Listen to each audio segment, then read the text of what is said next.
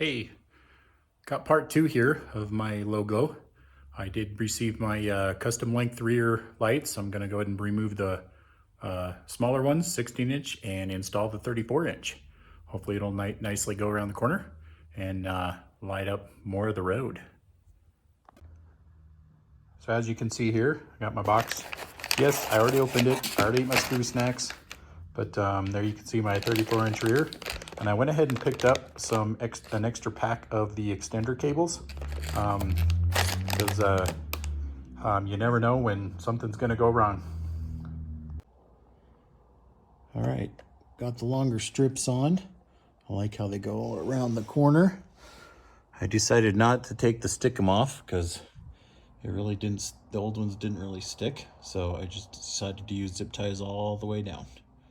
So here's what they look like all the way around. Just wanted to show you guys because I hadn't showed you. This is where I installed my button for my underlights, right next to the steering wheel. Nice and easy to get to.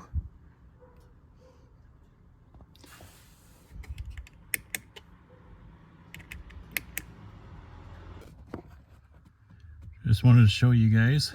This is where I installed my control box. As you can see, it's nicely tucked up inside there.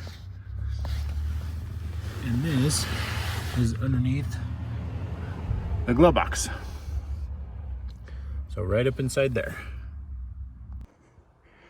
I don't know about you guys, but I do think this does look better. For some reason it looks purple in the video, but it's definitely blue. I like how it goes clear around on the sides.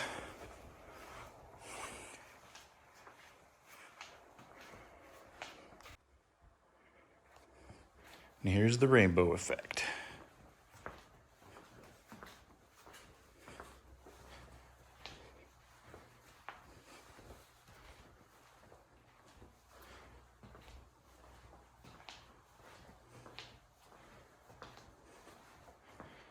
Can't wait to see this out on the road.